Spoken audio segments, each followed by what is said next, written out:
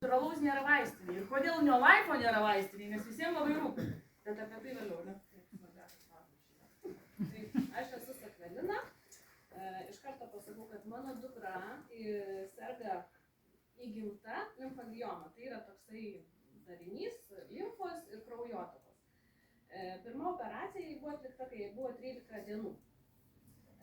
Po to pasakoje buvo dar 3 operacijos ir mums po 3 operacijos, kai buvo beveik 4 metai, pasakė, kad mums reikia ieškoti būtinai E-vitamino natūralaus. Aš tuo metu visiškai neturėjau jokio supratimo apie natūralius ir sintetinius vitaminus, apaišiau visą Vilnių, visą Klaipėdą ir visą Kauną. Per metus laiko aš niekur neradau to E-vitamino natūralaus ir aš nusprendžiau, kad tą gydytoją nusišnekėjau. Arba aš kažką netaip supratau ir aš palikau visą tai ramybėje. Duodavom mes visokius ten vitaminus jai ir jinai po to pradėjo sirgti labai dažnai. Jos tas nepagydomas darinys buvo ir yra dabar dar pilvo srityje, bet po 3 operacijos pradėjo leistis į vieną koją. Ir po 2 metų, po paskutinės operacijos, kai buvo atlikta, jos pagrindinė didžioji vena beveikė tik tai ant 30% funkcionavo. Tai reiškia tai, kad jinai, kai pradėjo bręsti, jinai praktiškai nebevaidavo. Nes viena koja, ta, kuri būdavo, sakykime, nefunkcionuoja pilnai, jau iš ryto aš ją pamatuodavau, tai jinai skirdavosi ant 3-4 cm. Jinai buvo tiesiog didesnė. Mums reikėjo nešioti elastinės kojinės piekelės, bet jūs įsivaizduokit, kaip 7 metų vaikui reikia iš pat ryto apmauti vasaros metu tas elastinės piekelės. Nes kadangi dariniai būdavo viduj, ant pilve, tai čia viskas spaudžia, užspaudžia, kojai gerai, pilvai negerai. Tada prasideda pilvo skausmai, pykinimai ir ten visokios kitokios šalutinės reiškiniai. Tai va, mes vis tiek toliau neradom tų vitaminų, aš duodavau visokius, prasidėjo paauglystė, prasidėjo labai dideli jai traškėjimai kojų ir tada jau mes per vaistiniai visokius išbandžiau ir vaistiniai, ir nevaistiniai, kalcį, magnį, kokių tik tai, tiesiog ką jau radau, jis nepadėjo ir kaip užpernai nuvažiavom pas gydytoją dantų dėti plokštelės, briketus, pasakė, kad man iškvies vaikų apsaugą, nes tiesiog yra jos labai prastos būklės dantis. Tai pirmiausia pasakė, susirandat normalią omegą.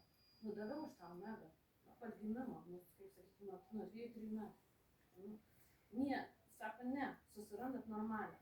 Tai va tada jau man visi varpai čia suskambėjo galvoj, tada aš iš tikrųjų tiesiog pradėjau ieškoti, kur kas dar galima pabandyti.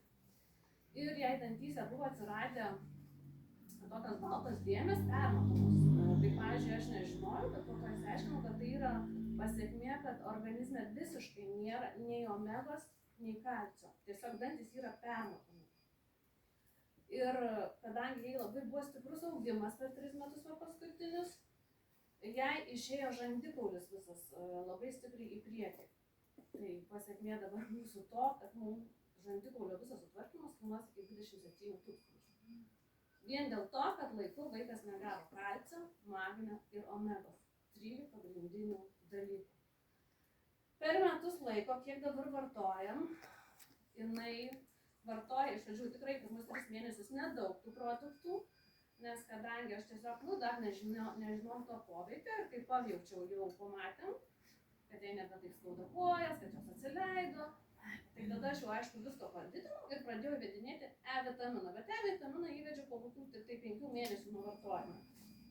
Tai po metų laiko, dabar tai buvo birželį, kojos jos yra visiškai vienodo dydžio. Ant dantų yra labai, ant tik ant vieno danties palikė, labai mažas, bet va mums gydytojai, pas kurią dabar gydome, sakė, jūsų dantų būklė vaiko yra ideali. Tiesiog. Per metus laiko. Neįtikėtina. Nuvažiavom pasidaryti į Santariškės echoskopą. Tai kojų vena visiškai pilnai funkcionuoja pilnai. Ir pats didžiausias darinys nepagydomas, tai yra pradėjęs mažėti 3 mm. Tai gydytojas sakė, nesuprantu. kaip taip gali būti, bet jūs sako, nepergykit, žinokit, tyrai, atsiranda tų vaistų nuo vėžio ir jeigu ką, tai, nu, sako, jūs bet jau mažėja. Tai jie tiesiog net nepriėmė tokios informacijos, kad vaikas veiks.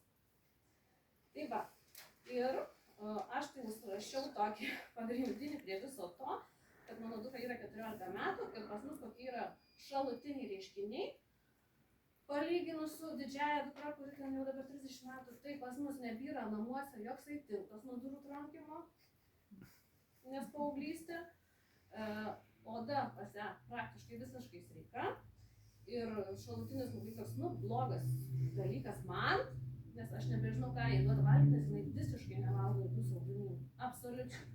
Ledai netinka, saldainiai netinka, niekas netinka. Morkos, visokios ten burokėliai dabar ir sako, nu mama, noriu ko nors skanaus. Vakare čia, ko skanaus. Nežinau, gal ko nors biškį tokio suroko, gal tokios mėskytės su kokiais ar gurkais. Nėra gurkų. Nu tai tada avokadą. Nu nėra savo iš to avokadą, aš to nedarysiu tikrai. Tai nepavalgiu. Va taip. Tai tokios, nu, pačios geriausios pačios.